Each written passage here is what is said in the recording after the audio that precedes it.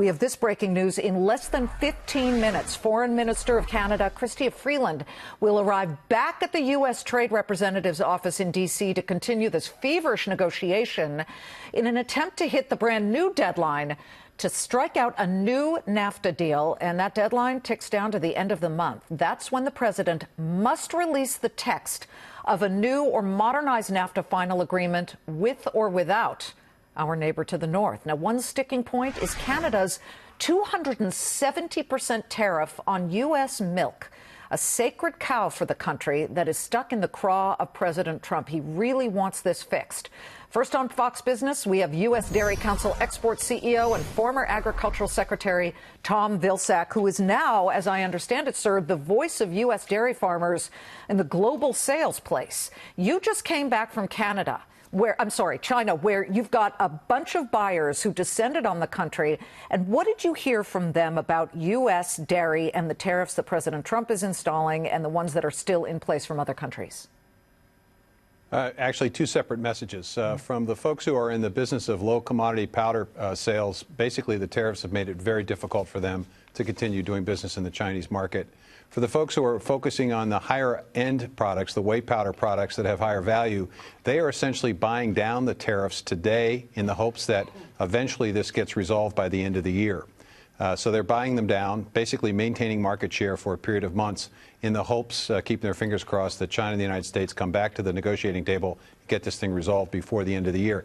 After that, it's anybody's guess, but it would be obviously detrimental to those higher end products as well, these tariffs. And you were also in Seoul at another big event involving dairy farmers. And what did you glean from that? Was it any different in the perspective that we could tell, at least U.S. dairy farmers, there's light at the end of the tunnel?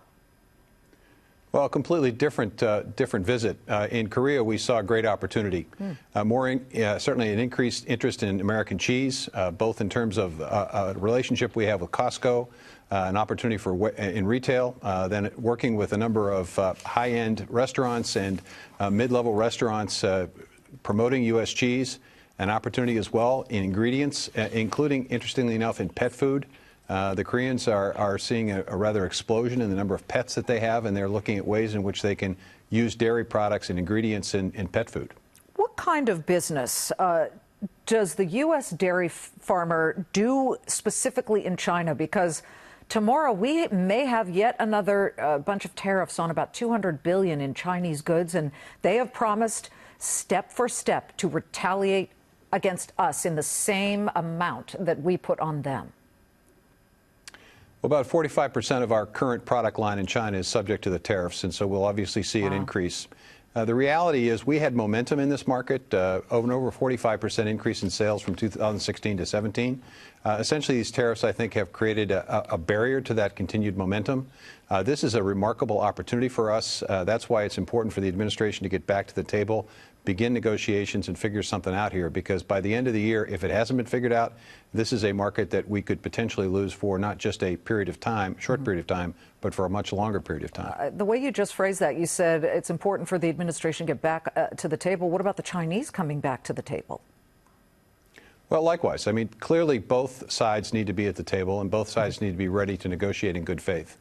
And so it's inherent, obviously, in negotiations. And that was a message that I carried to China when I met with my Chinese counterparts, to essentially indicate to them, look, this is not good for your consumers. It's not good for your producers. It's not good for your dairy industry. Okay. We want to help you build consumption. We want to help you build choice. We want to help you build competition. We want to help you build an industry that will be meeting the needs of your consumers. And U.S. dairy needs to be part of that.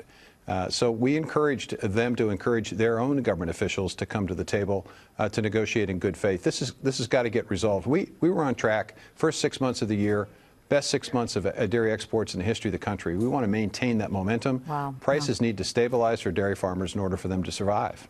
Let me just ask the consumer question before we go. Is a gallon of, 2% milk going to be more expensive if this continues on our shelves here in the United States? No, because the U.S. dairy producers are the best in the world. They produce a safe, nutritious, sustainably produced product, and they're continuing to produce more of it. That's why exports become incredibly important. We're 19% of production in the world today. We need to be 19% plus in terms of export activity. So that's why exports are incredibly important in order to stabilize prices for dairy producers to keep them in business. Good to see you, Tom. Thank you very much.